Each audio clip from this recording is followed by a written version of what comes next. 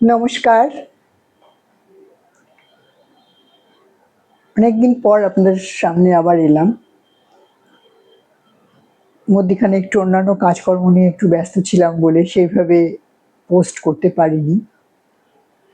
তার জন্য আমি আগে থেকেই ক্ষমা প্রার্থী আমার সকল বন্ধুদের কাছে।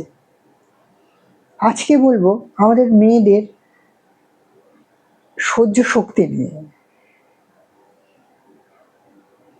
প্রত্যেকটা মেয়েরই কম বেশি হয়তো 0.1% মেয়ে যারা সহ্য টহ্য ধার ধারে না। আমি তাদেরকে স্যালুট জানাই।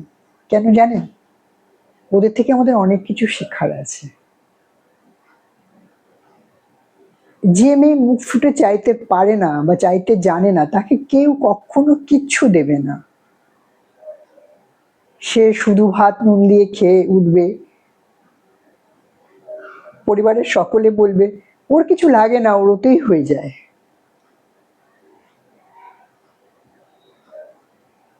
যেদিন আমাদের মান্থলি পিরিয়ডের দিন থাকে, পেটে প্রচন্ড ব্যথা হয়, সবার যেমন হয়, যে মুখ বুজে থাকে কারোর সাথে শেয়ার করে না তারও তেমন ব্যথা হয়, কিন্তু তার ব্যথা কেউ বুঝবে না।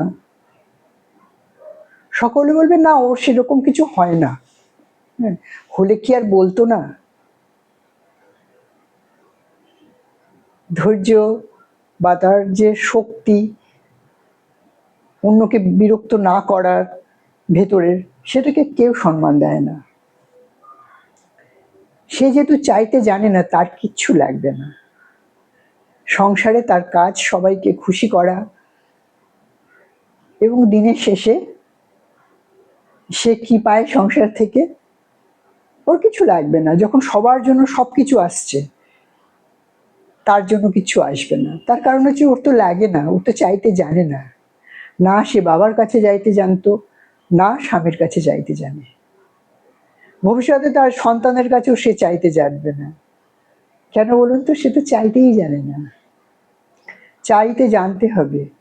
আপনার শরীর খারাপের দিনগুলোকে বলতে হবে যে হ্যাঁ আমার শরীর খারাপ, আমি আজকে পারবো না, তোমরা নিজেদের কাজটা নিজেরা করে নাও। না আমি শুধু ভাত খেতে পারি না, আমারও এক পিস মাছ লাগে, তার সাথে একটু ঝোল লাগে, একটু আলু লাগে, আমি কড়াই মুছে খেতে পারি না। বলতে হবে মুখ ফুটে।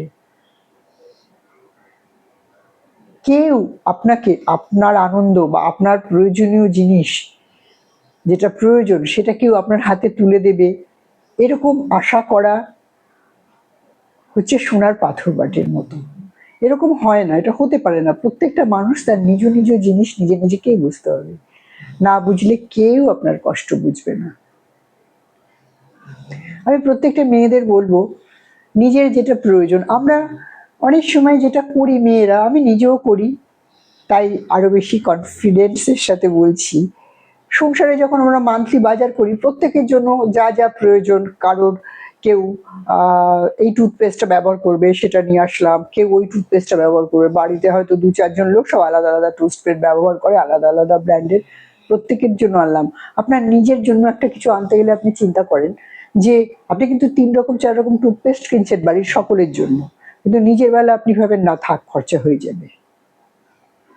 ইলেকট্রিক বিল বেশি এসছে মাসে, আপনি আপনি যেখানে থাকেন সেখানের পাখাটা অফ করে বসলেন কিনা ইলেকট্রিক বিলটা যাতে বাঁচে। মাইক্রোওভেনে খাবার গরম করতে গিয়ে আপনি ভাবলেন না থাক গ্যাসে গরম করে নিই, মাসের ইলেকট্রিক বিলটা খুব বেশি এসছে।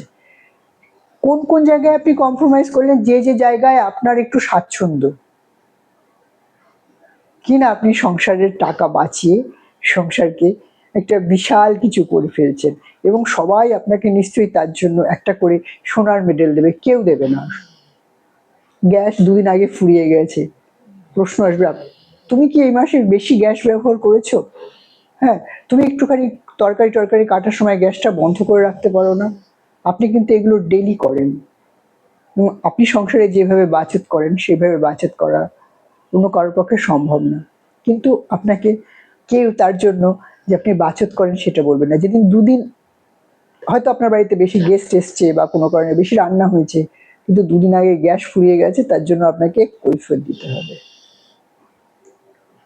আপনি যদি কোথাও কর্ম করেন, মানে কোথাও জব করেন, সেখান থেকে এসে আপনি বাড়ির সব কিছু করছেন, মুখ বুজে করছেন, কেউ আপনাকে তার জন্য মেডেল দেবে না। আপনার কষ্ট হলে আপনাকে বলতে হবে যে না, আমার এখন কষ্ট হচ্ছে, আমাকে এক গ্লাস জল দাও, আমার চাই এটা, আমার এটা দরকার। নাহলে ও তো নিয়েই খেতে পারে, ওকে দেখতে হবে না, করতে হবে না। পুজোর সময় সবার জন্য আপনি সবকিছু কিনলেন, ভাবলেন থাক, আমার তো অনেকগুলো শাড়ি আছে আলমারিতে, আমার আর কি হবে, দরকার নেই আমার। একদম দরকার আছে, খুব দরকার আছে, অত্যন্ত প্রয়োজন। সবার জন্য যখন আপনি কিনেছেন, আপনার নিজের জন্য আপনি একটা শাড়ি, একটা ব্লাউজ আর আনুষঙ্গিক যা কিছু লাগে, একটু কসমেটিক্স কিনবেন। নিজেকে বঞ্চিত করে যদি আপনি সংসারের সবাইকে ভরপাই করতে যান, হ্যাঁ, প্রথম কথা হচ্ছে আপনি জীবনে কাউকে ভরপাই করতে পারবেন না। তার কারণ হচ্ছে আপনি প্রথম ও প্রধান নিজেকে বঞ্চিত করেছেন। যে নিজেকে বঞ্চিত করে তাকে দুনিয়া বঞ্চিত করে। ছেলে মেয়ের পরীক্ষা এখন আমি কোথাও যাব না, হ্যাঁ, আপনার হয়তো প্রিয় বান্ধবীর জন্মদিন, না থাক,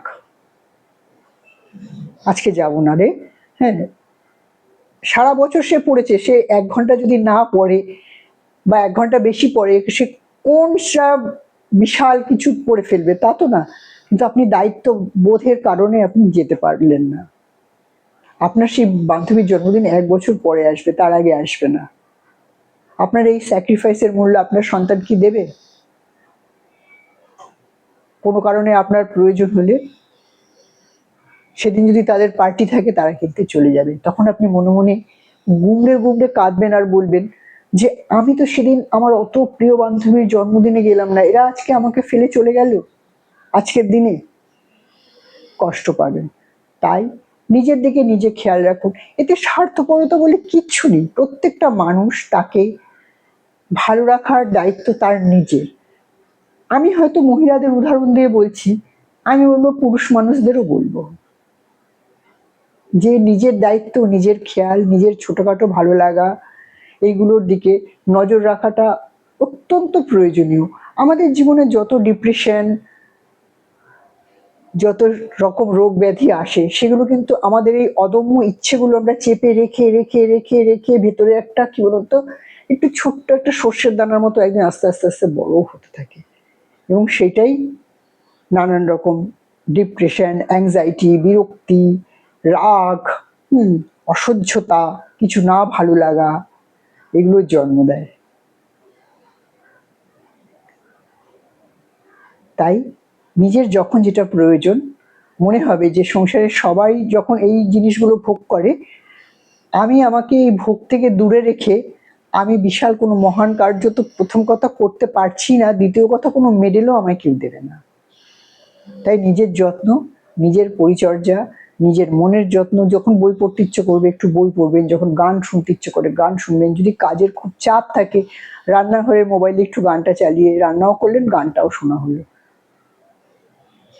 হয়তো আপনার মনে হবে আমি রান্নাঘরে গান চালিয়ে শুনছি, পরিবারের সদস্যরা কেউ কিছু বলবে, বলবে বলবে, বয়ে গেছে।